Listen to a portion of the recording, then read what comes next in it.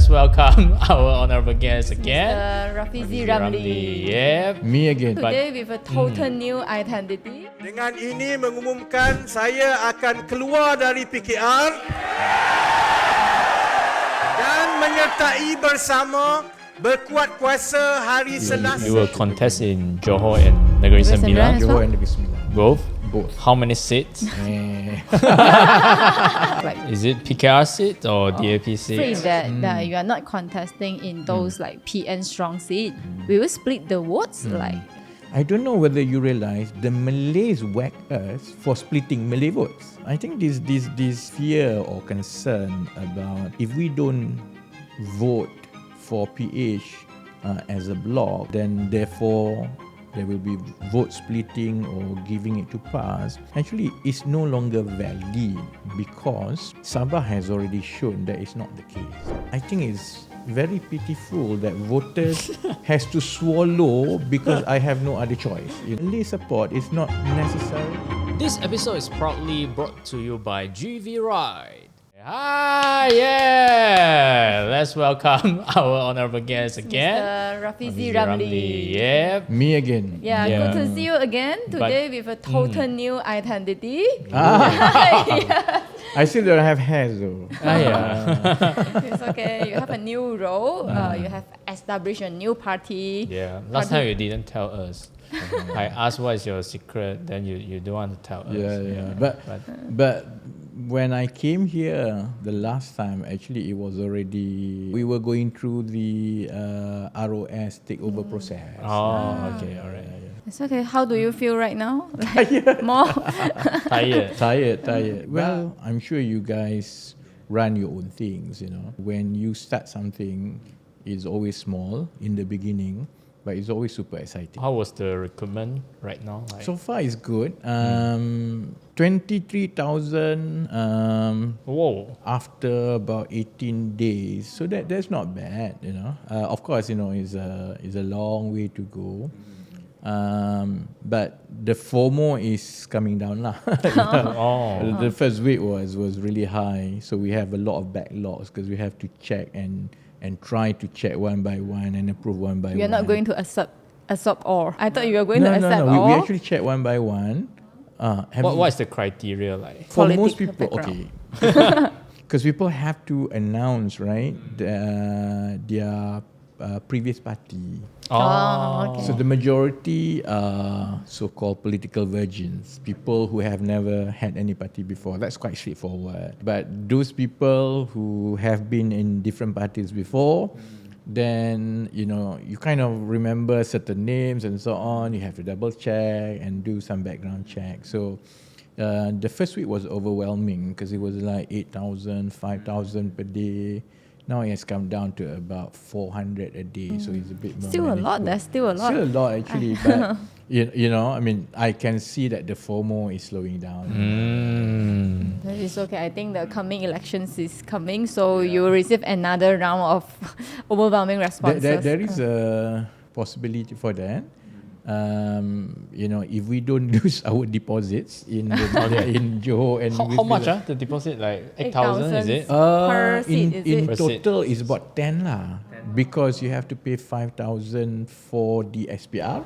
Okay, And alright. 5,000 with the municipal council to clean okay. up your campaign material. Understood. All right. So if we don't lose our deposits, then I think people say, maybe they will survive after all. So we might see a pickup. So in you will membership contest again. in Johor and Negeri Negeri Sembilan? Sembilan. Johor and Negeri Sembilan. Both? Both. How many seats? Eh. You have to announce it. It's time already. Yeah, it's time. We've shortlisted basically select seats in both states. We are going through the process because it's two-way process based on high-level analysis, our understanding of the state, as well as what we think is the baseline support based on data previously. But you still have to check with people on the ground. We'll announce maybe closer to the nomination day because it will take at least 1 week-ish. But not all seat, right? No. So since you want a number, right? All right, Since sure. you I want a number. I think for each state, it will be less than 15. Oh, it's still quite many. It's, Yeah. Rather than a number, I think we were more interested in what kind of seats that you're looking for. It's like Is it PKR seats or DAP seats? No, that's why I was quite amused because, there were write-ups about which seats we will go. Some say that we will go for PKR seat, DAP seats. Actually, we will go for all. Oh. So the list that we've shortlisted basically cannot be boxed into anything because now it's almost sure it's a four-corner fight. Never mind then you may have muda in some of the seats. So it's four-corner fight. So in all those seats, depending on whether it's a Malay seat or mid seats or non-Malay seat, basically BERSAMA will be contesting some seats where our opponent is UMNO and PKR and PAS. Some seats is basically UMNO, Amanah and maybe Bersatu. Some seats is MCA, DAP and maybe Gerakan. So basically it's a fair balance because we are party blind, It's not like it has to be versus UMNO or versus PKR or DAP. It's whether or not we think the voters in that seat can resonate with our politics. So you have like a polls to decide which seat you want to contest. We've done polling before. We've done polls before, and then we are doing it again. But polls are polls, surveys are surveys, and especially with the Chinese. And this is the bit where I also need to validate with you guys. We cannot repeat that. But Chinese polling numbers for Chinese can be misleading. Oh, How? is it? Because historically, for example, right, between 2016 and 2018, month by month, BN and MCA register through polls at least 20 to 25% support. Which is very high, For them. But that since 2013, generally BN couldn't get more than 10%. So there's about that 15 to 20% gap between what the poll is suggesting and the actual support at the ballot box. So my theory is Chinese generally will say that they will support government of the day just to get rid of the survey. So there's always the feeling that when they get a call and people asking this question, most probably that's government. So we'll just say it's government lah. Whatever number we have so far is based on polling and surveys. And we still have to check on the ground. I guess a lot of Chinese are working overseas, so whether they are coming back or not will affect the result. Both, especially for Johor and also Negeri Sembilan, to be fair, is very much about turnout rate. The deciding factor is turnout rate. So if you look at the last state election in 2023 or even 2022 general election, right, the so-called conventional wisdom was that there was a green wave. To a certain extent, it was true that for the first time, PAS got more than 50% Malay votes. That's true. It never happened. 2018 before, it never happened. But the result was more because of turnout rate, especially for PRN in 2023. Turnout rate of non-Malays was very low. It's not even 60%. Yeah. So when the turnout rate was low, most mid seats especially are no longer mid seats. They are basically Malay majority seats. I don't think it's so much whether voters support this coalition or that coalition, because I think it's still very fragmented.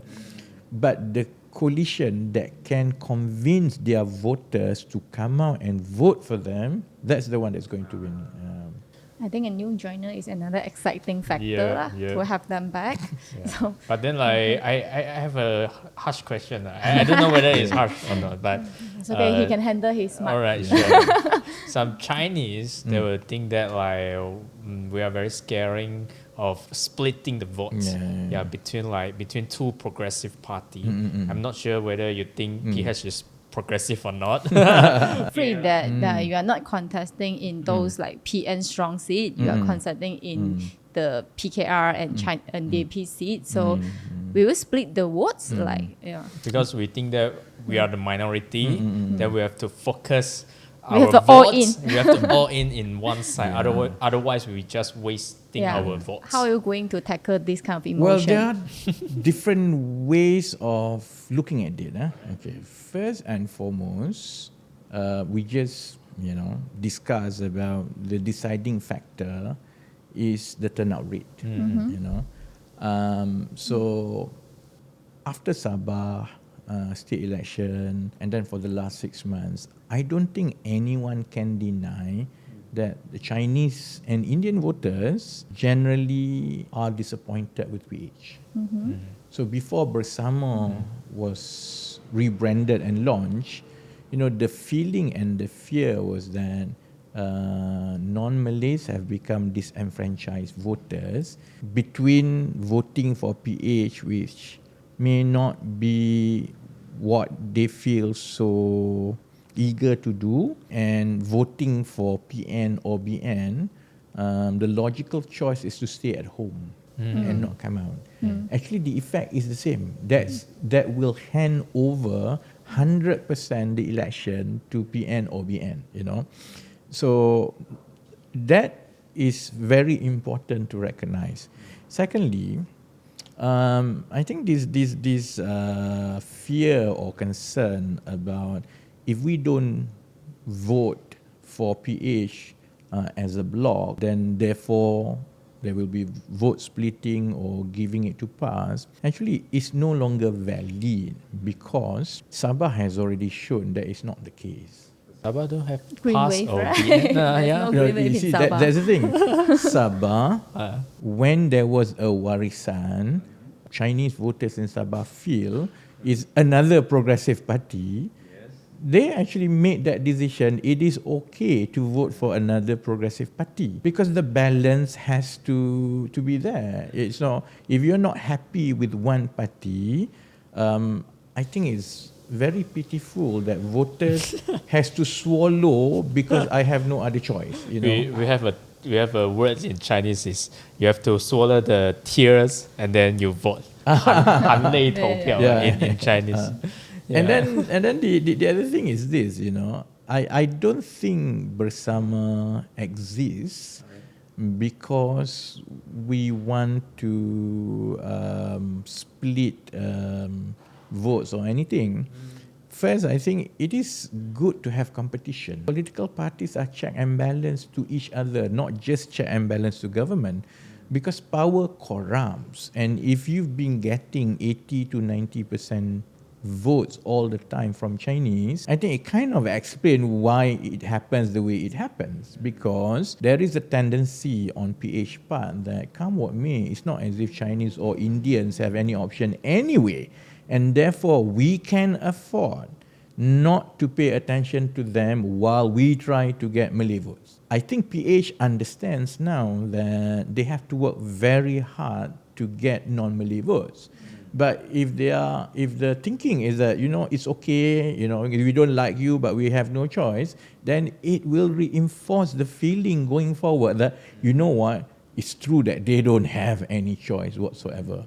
So in that sense, I think, at the very least, what BERSAMA can do is to bring some excitement to different groups of voters. At least we will be able to assist pushing up the voters' turnout rate.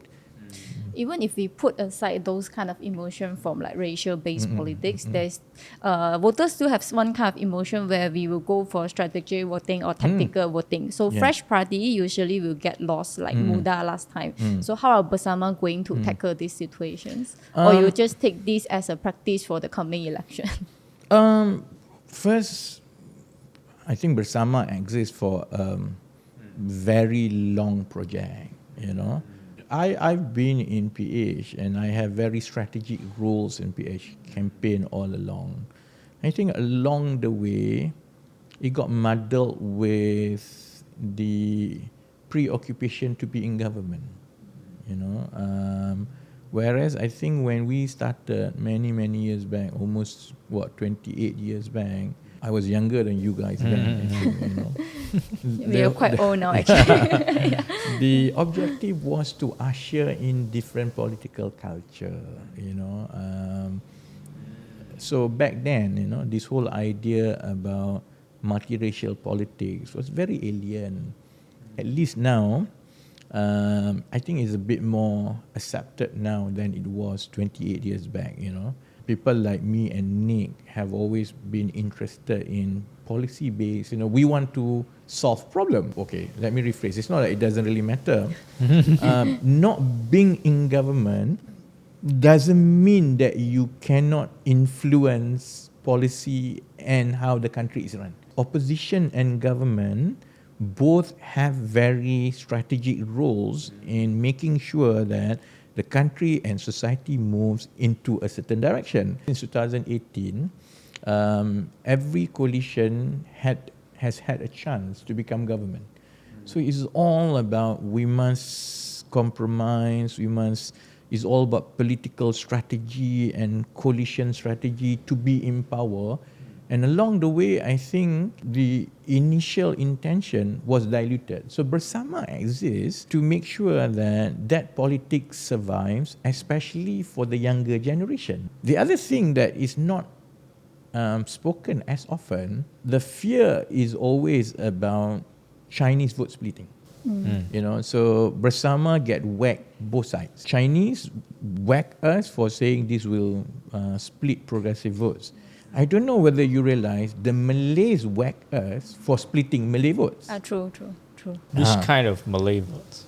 Progressive Malay votes? No. Even your fancy Malay votes, generally. Generally. So that's why this fear of vote splitting, in a way, is a good affirmation for us at BERSAMA that the voters realignment is happening. The problem with political analysis in Malaysia in the last few years is that we tend to stereotype. If they vote for PN, we say that they are PAS. If they vote for BN, we say that they are UMNO.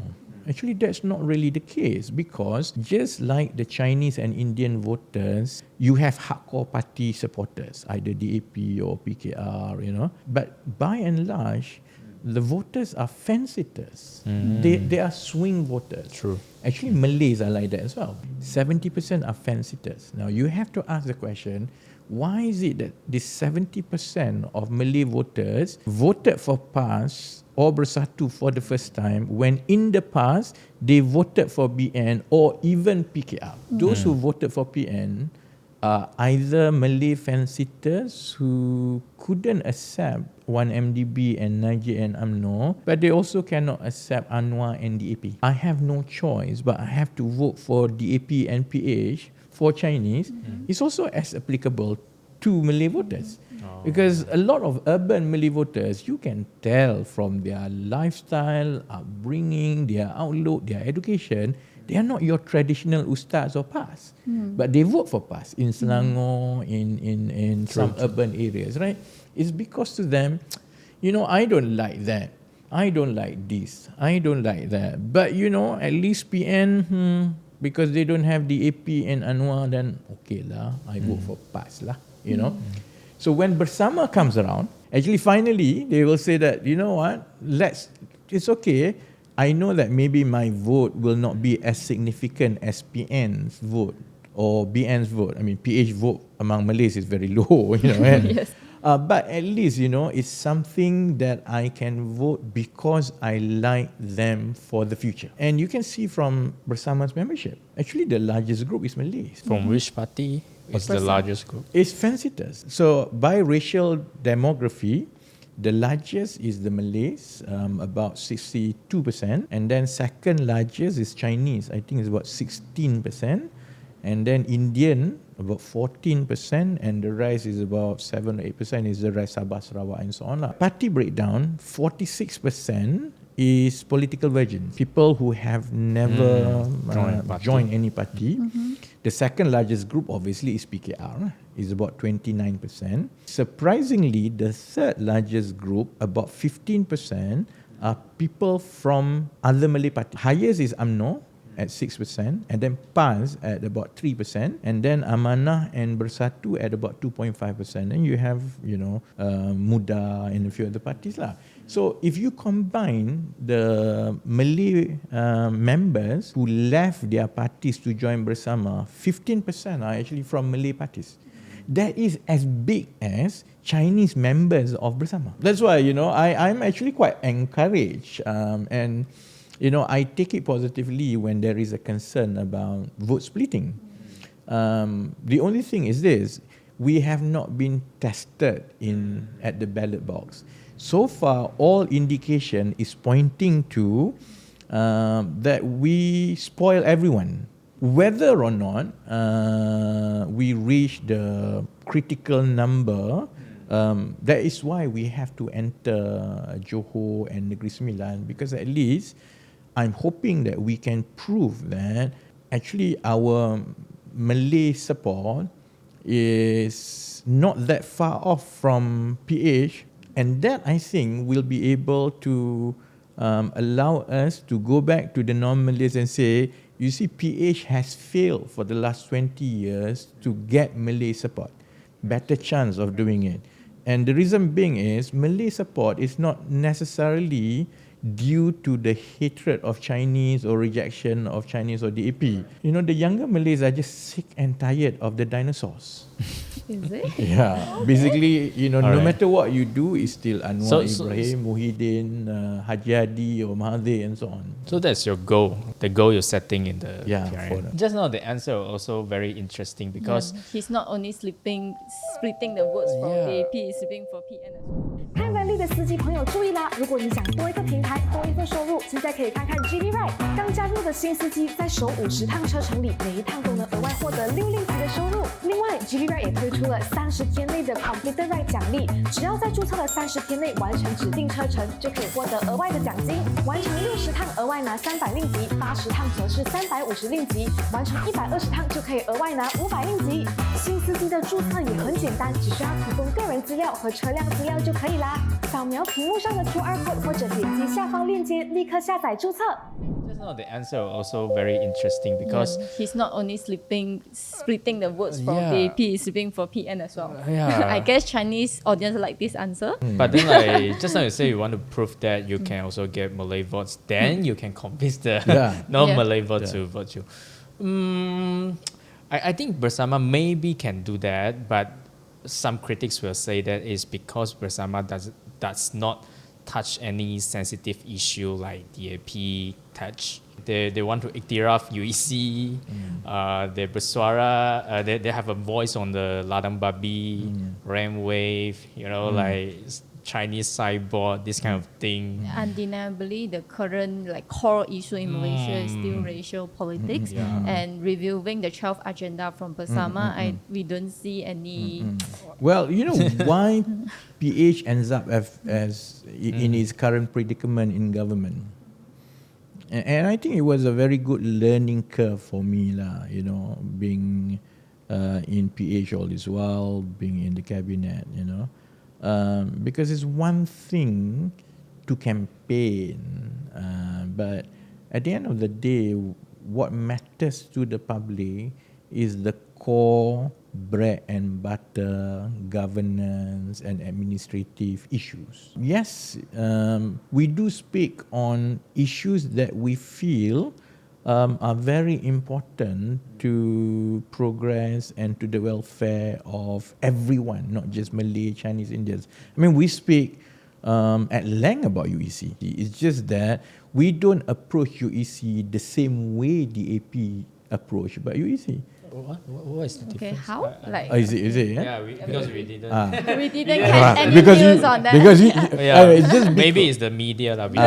Because you see, when you discuss UEC, in my perspective, from a more objective approach to it, it's not explosive and emotional, So DAP has tied UEC recognition as being equivalent to whether or not Chinese are being sidelined or recognized. But you guys may know better. the bigger concern, I think, on education for non-Malays is actually STPM, is actually getting places in matrikulasi, is about availability of places in public universities or affordable higher education. Because the number of students going to UEC is less than 20% of all Chinese students. More than 80% actually go through either SMJK or national time. And even those less than 20%, I think it's about 18% of Chinese students in UEC stream, right? Those who want to go into local use actually already either take BM or Sejarah as subject, or they take both UEC and SPM. Yeah. The others, when they go to UEC, their plan is to go overseas anyway. I fully support being very fair to whoever who is qualified to go to local use and don't politicize UEC when we do accept, say for example, A-levels going into local use. That's not an issue. And I think when you explain like that to Malays, they understand. But I don't think we want to approach UEC by making it a political issue and it becomes a binary, either you recognize or not.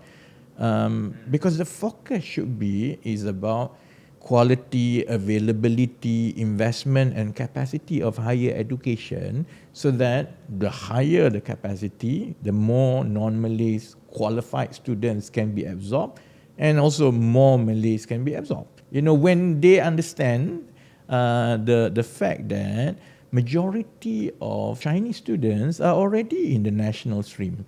It's just that over the years, hardly, I don't know whether it's planned or not, politicians, either they are Malay or non-Malays, don't take time to go and explain that Sekolah Menengah Jenis Kebangsaan Catholic High School, is not UEC. It's actually a national type. Because to most Malays, they think that your SJKC, SMJK are all UEC. And the Chinese actually refuse to be part of national school when most of these students actually are from national stream. That's where I think our approach is very different than sometimes how the AP does it. Because UEC has been packaged as a binary ones and zero. So every time you come to election, and suddenly UEC will come out. For me, I don't think it's packaged by DAP because like what you say just now, we also read the same message from DAP. They're also talking about like they're already taking SPM, they are same level with A level, this kind of thing. We heard that before. But I appreciate your effort to tell the Malay community about that. I think that's maybe, I don't know, DAP something DAP can do. Is it? Yeah, but I think so. it's quite true. Yeah. I think the AP can't do Can't that. do it, Yeah. but- So in that Can't sense, do. it's something that BERSAMA perhaps will do better because we are able to remove the racial lens of what Last week I saw Howard Lee. He also go to a Malay TV and talk about this. I think it's The responses. the response is very bad. Yeah. But I think it's same kind of logic. What you say just now is really similar. I'm not saying it's 100% like what you say just now, but it's really similar. But the response is very bad from the Malay community, and I'm not sure like what's the difference. Is it because come from a Chinese person mouth? Or is it come from a Malay politicians? No, I think it's I don't about know. I think it's about, sad to say is about consistency and credibility over the years. You see, so it's like Credibility. so over the years, that's why I think I prefer to speak one language and one message to everyone and anyone. If you like me or you don't like me, I'm sorry. I think problem not just with the AP with generally politicians and political party, because you have to navigate voters of different kinds and ones. So even the AP, I think among the Malays, suffer from that perspective that it's trust issues, that when is a Malay crowd, the language is like this. When it's a Chinese crowd, the language is like that, and so on. So over the years, I'm not saying that the DAP leadership that we have now purposely or sneakily design everything to their advantage, like with the Chinese crowd and with the Malays, and how they want to manage all this. But it's a product of many, many decades, but it's a problem to solve. Then DAP has that baggage with the non-Chinese, non-Malay, non-Chinese crowd, especially with Malays. So that's why, as you point out, it could be exactly the same thing that we talk about, but chances are BERSAMA has more credit. We might have a higher chance of diffusing the racial lens from UEC than the AP can ever have when it comes to Malay crowd. It's very, we are very happy to hear that you have the confidence that you can penetrate those Malay vote, because I guess if you look at the supporters for PN especially, their demographic is not many from the city person. Like some will say that BERSAMA is actually very elitism. So how are you going to resolve this and use your language to communicate better with their target audience? It's really hard. That's why. You see, sometimes we have short memories, especially when we talk about politics. And I don't blame the public or podcasters like you guys. You know why? Blame can blame us. Very humble. No, we will learn and say because sorry. it's not your bread and butter. You don't live and breathe politics. And so people only remember the last general election, Unlike Chinese or Indians, Malay has never voted in bloc. When I say voting in bloc, meaning that a single coalition gets about 70 to 80% of Malay vote. And since 2013, Chinese and Indians have voted overwhelmingly for PH for the last 20 years. Actually, for Malays, it only happens once in 2022. That was the only time that more or less PN gets about 60% votes, Malay votes. Even then, doesn't even reach 70%. And if you go to 2018, not a single bloc actually gets more than 50%. The highest UMNO has ever gotten Malay votes is about 55%. Contest for Malay votes has always been so much more competitive than non-Malay votes.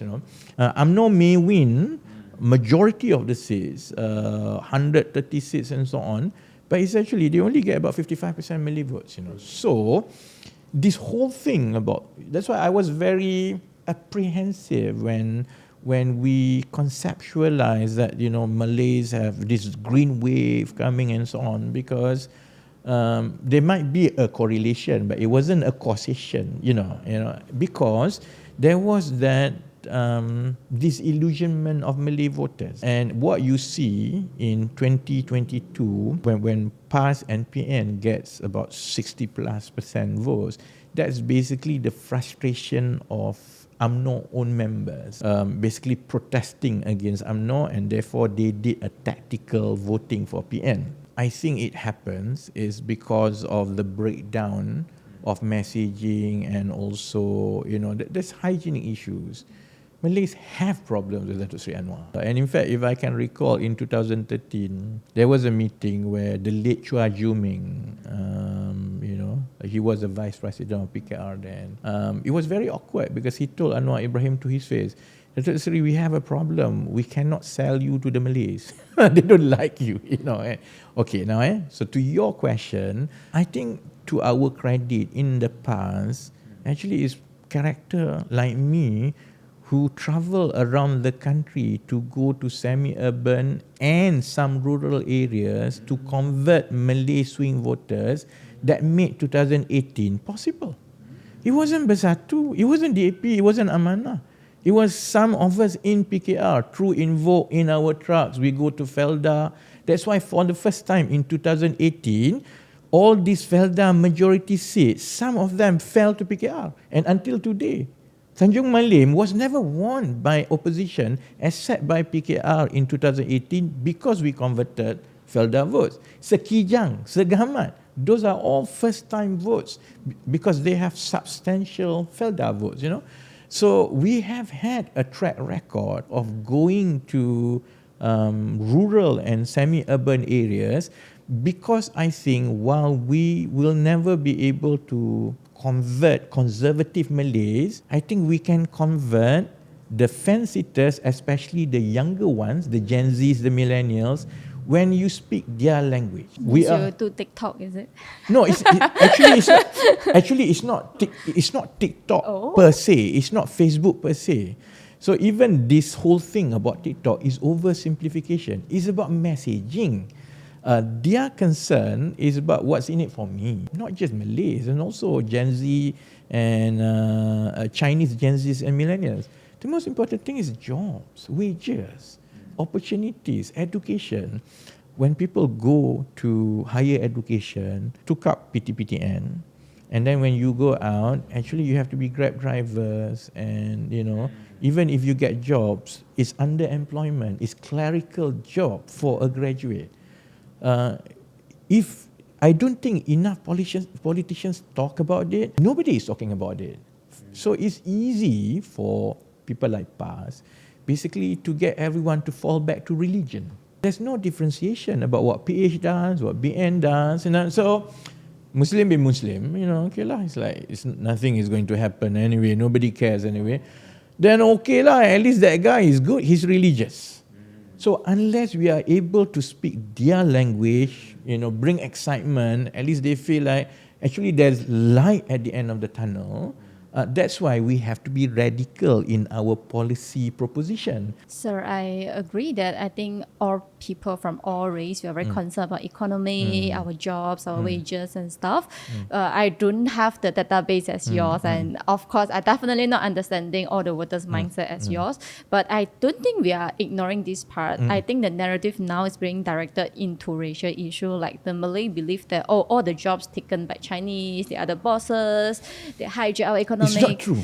It's not true. It's not the real That belief is not among true Malay. at all. I know that this podcast is watched, you know, generally by Chinese, right? Yes. Actually, your average Malays don't think that. Oh.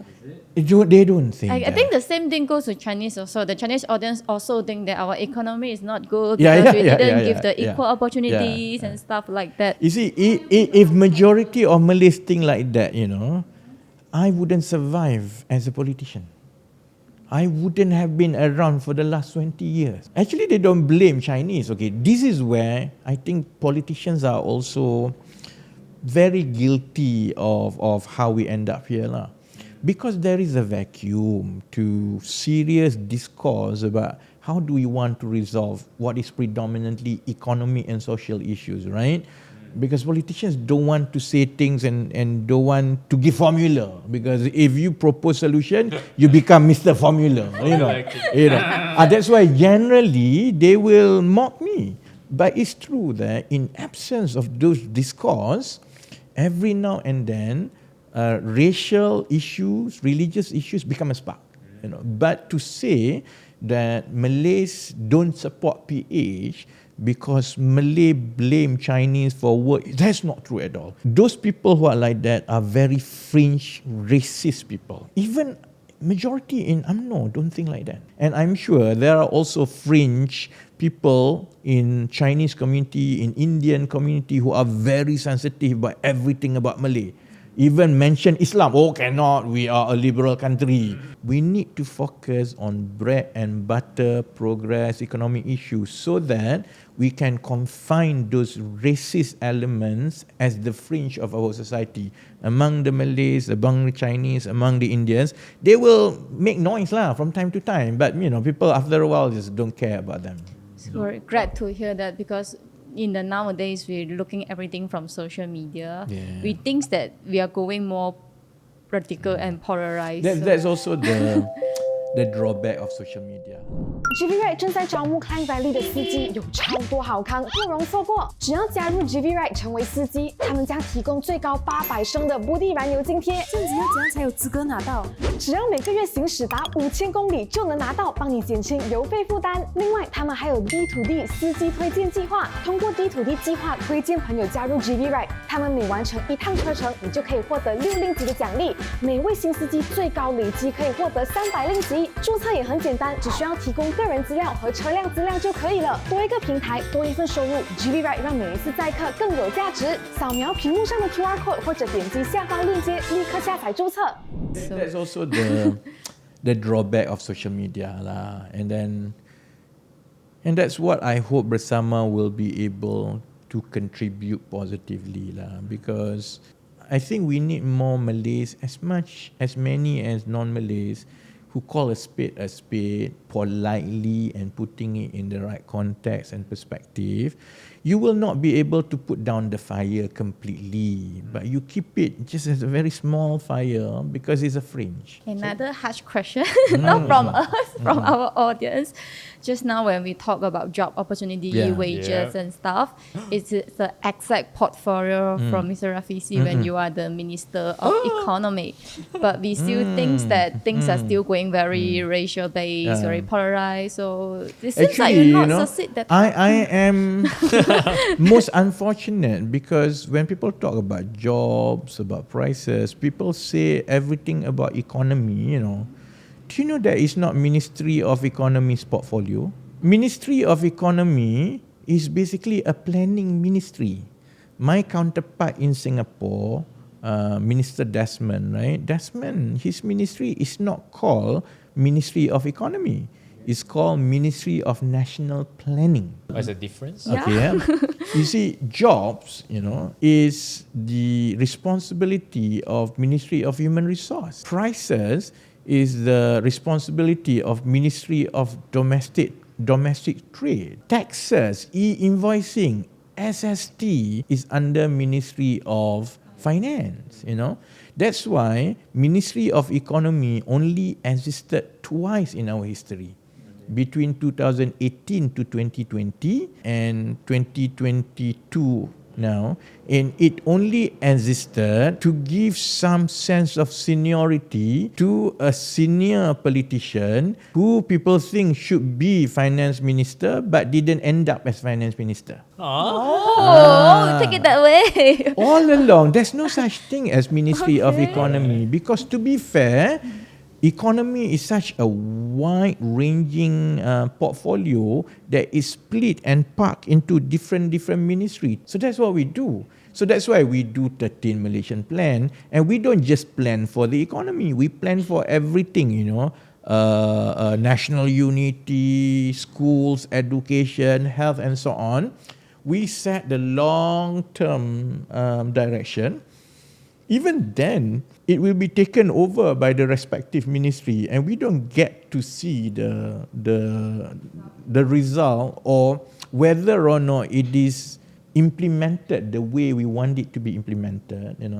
So I had that difficulty, and I couldn't go anywhere because that's not your portfolio. This is not your portfolio. So what I did was that.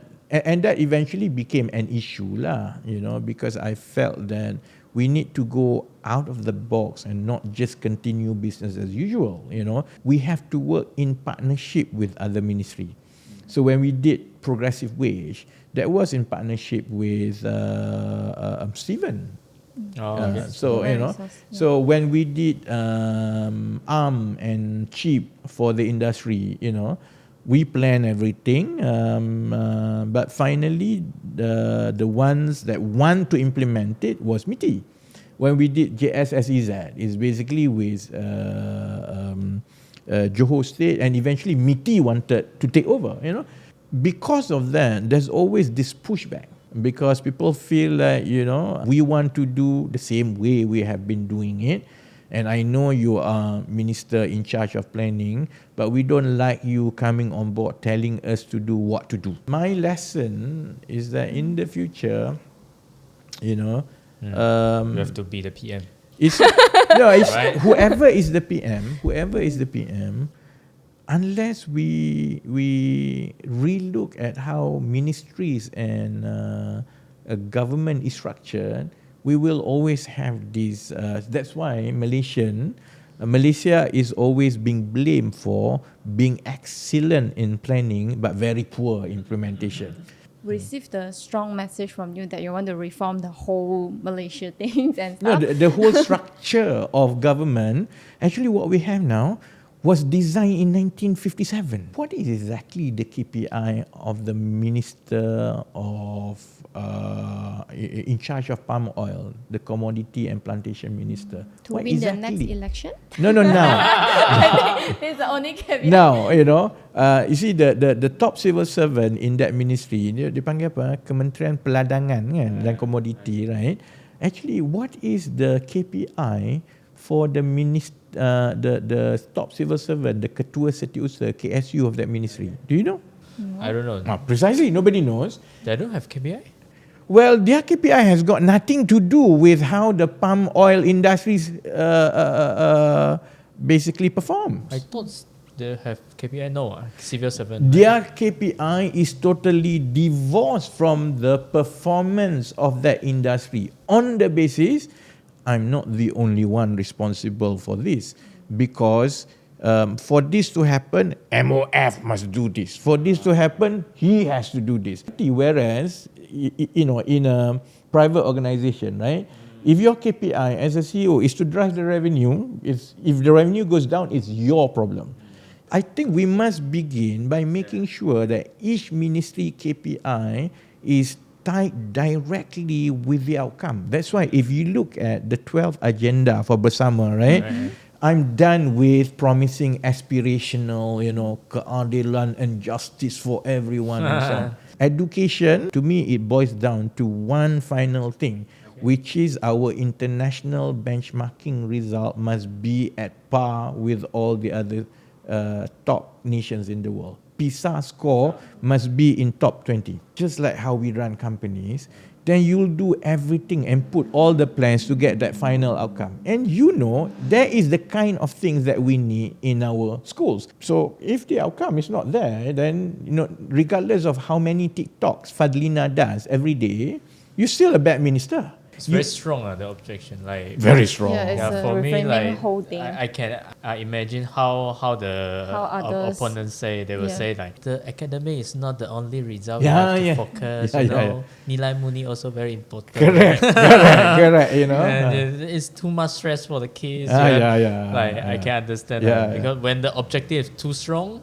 Yeah. many people will. But oppose Singapore becomes Singapore. They're small, what? They're easy to manage and govern. No. This is the popular saying. Sorry to say, that's just a big excuse lah. I mean, to be fair to Singapore, whatever people say about Lee Kuan Yew lah, we say that Singapore is like that because it's small, easy to govern. Yeah, but they've got nothing.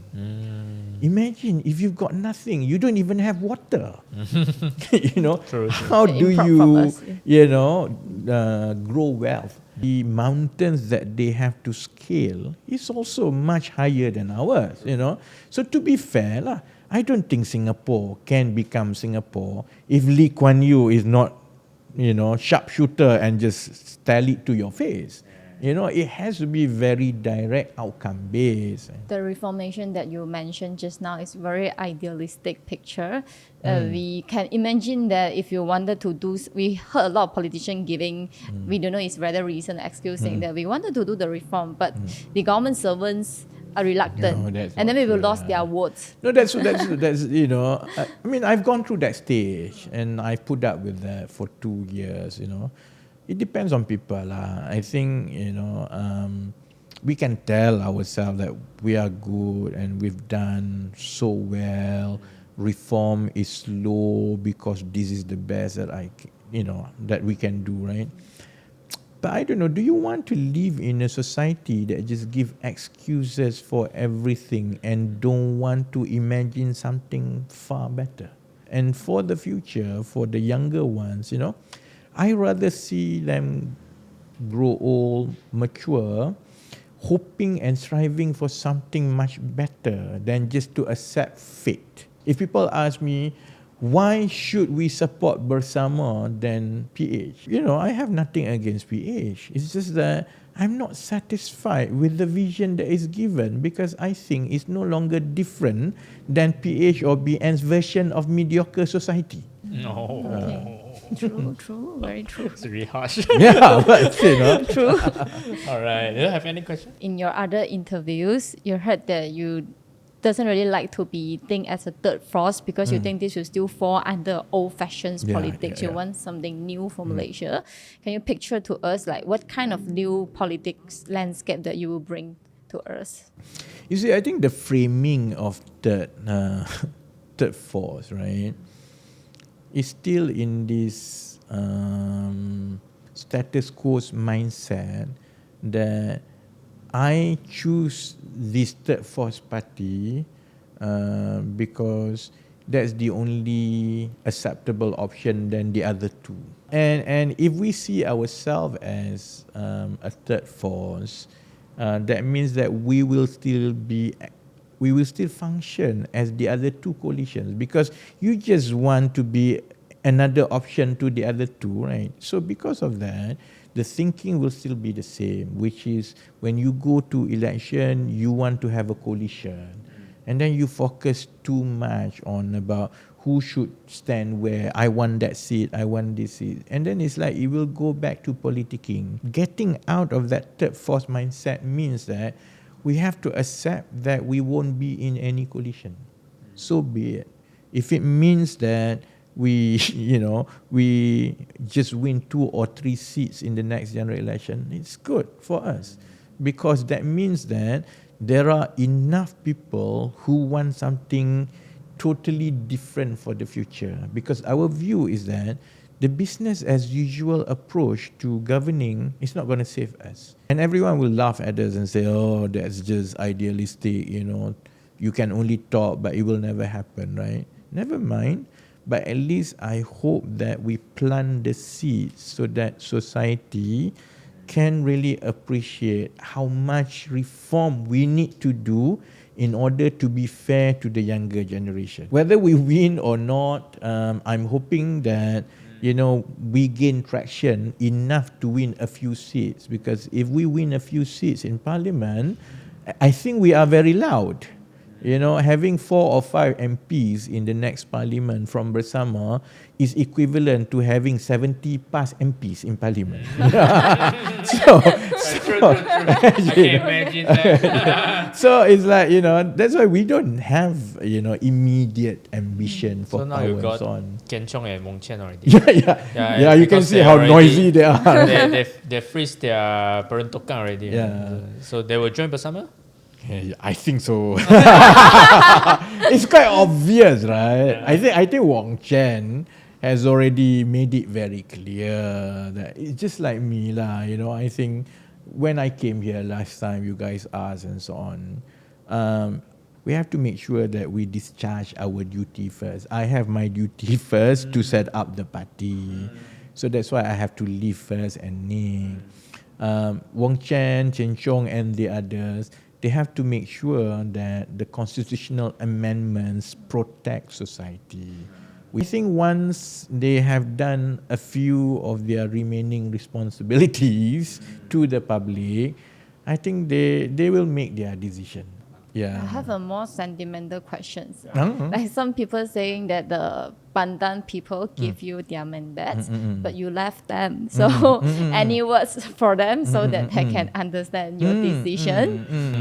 Good question. Well, I may be wrong lah. In fact, I'll be in Pandan tomorrow, right? And then I'll see the first.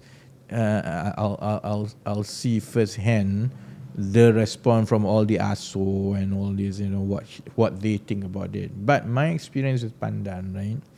From the first day that I became an MP there, they like me for giving the voice that other people don't dare to say. That's my understanding, and also what Pandan voters have always communicated with me that they understand that I will not be able to function like a normal MP. I'm not going to be there and go to weddings, everything and so on, because they are so good. Huh?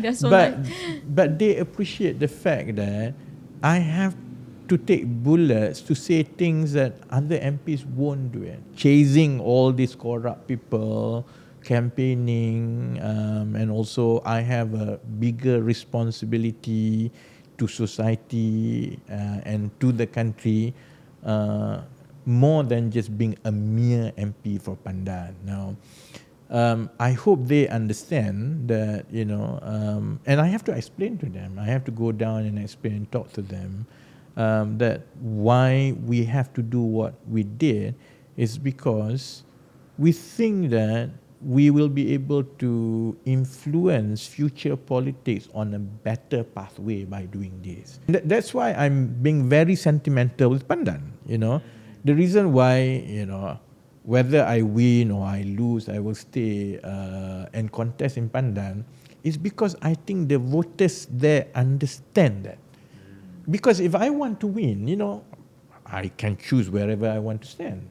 But Pandan voters have understood that role that I have to play for the last 15 years. I hope Pandan voters, understand, and I'm hoping that they will be able to walk with me again in the same way that they have been doing it for the last 15 years. So do our audience have Pandan people with some comments? Yeah, I will go and check the comments. Any questions for him or for BERSAMA? Yeah, also can leave your comment. What kind of talents that you are looking in if they're interested to be part of your party? Do you have any particular mean like criteria? You mean candidates to contest in the election? Or even just a member lah, like member no need talent No. right? Member everyone. I mean you want to look for The something. only talent that we do. the only talent that we don't need in BERSAMA is apple polishing. The rest, any talent is fine. Making dancing also can. Like dancing, TikTok, can TikTok and so on. 6-7 cannot. I can make. You can 6-7. You want to join? I'm your officer of TikTok. So because I'm we're trying to be very innovative and experimental. So, for example, we have a flat organization, which has never been done because every time there is a political party, then you have all this structure at the parliamentary level, state level, and then dome level, and what it does is basically you have a lot of these people becoming warlords, and then and then eventually it becomes corruption because they say without me you are not going to be anywhere. So I want this project. So because of that, I think we welcome everyone, but our candidate, and we are going to announce the launch of our candidates application system, so anyone can apply. But we are trying to strike the right balance between millennials and Gen Z's candidates. Actually, I have a question because you only established for 1 month. Then like the election is coming. Then how would you observe a candidate whether he or she is a good person? Like how? Even if an intern, we need to evaluate for a few months. 3 months, right? Yeah. Like a candidate, it hurts your image if he's a misbehaving very bad, or stuff. bad person. Yeah, that's why, we want a candidate to have some good track record lah. And when we say track record, it doesn't mean that he's a politician before. It means that he's a good member of society and then participate in NGO. Not necessarily, not necessarily. I think we want to have a fair balance between candidates who have political skills and community skills with the ones who can who has the problem solving skill at the higher technical level. Usually they are referred to as professionals lah, right? Because being an MP actually require a lot of that technical skill to understand. because all these bills, all these acts, all these government policies are actually complicated, but I think you can judge someone in quite a short time by trying to understand his motivation, because people who are willing to live a good life and stand on Bersama sticker, these people are mad. Because chances are you won't win. But also got some opportunities. What there, opportunities with Like- Bersama? Like if for example, if you're going to join DP now, he can only have the task that arranging chair for them. But if he join Bersama, maybe he get a chance True, to I want to. And the maybe opportunity. like others well-established party already have They are many candidates. talents, so it's very hard to climb the ladder up. But new party, more opportunity. But that's the thing as well. I think you have to see what sacrifice he has to make in order to get that opportunity. But if you can tell straight away, you ask a question and so on, I think if the person's preoccupation in life is to become a minister, I'll be quite worried, So that's why the system is that apart from putting all your details, your CV and so on, the system also involve basically online interview where wow. there is Very an corporate automated way. system that basically interview you as a media interviewing a wakil rakyat. Wow. Did it very corporate way. Yeah. like getting a job. Yes. It's actually like, and that's actually one of the motivations, because people want to be MP or minister, right, as a politician, but they don't understand the length and the difficulty of someone trying to get a job now. Actually, we do want them to go through that process as if they are applying for a job, so that they at least they can understand and appreciate this is what your regular 22, 23 years old go through. I'm really looking forward to see what Yes. kind of candidate would you like. Coming the period of contesting for election, we anticipate more from Bersama as well. I hope so. And if we don't lose deposit, I'll come back. If we lose deposit, then maybe it will be a long while before I come back on BKK. All right, thank you so much, Mr. Rafizi. Anyone leave your comment to him and Bersama? And don't forget to like and share our video. See you next time. Bye-bye. Once again, a huge thanks to Jurite for sponsoring this episode. If you are looking for some extra income, kindly download and register at that platform. Discover the exclusive driver rewards offered by this latest e-hailing platform.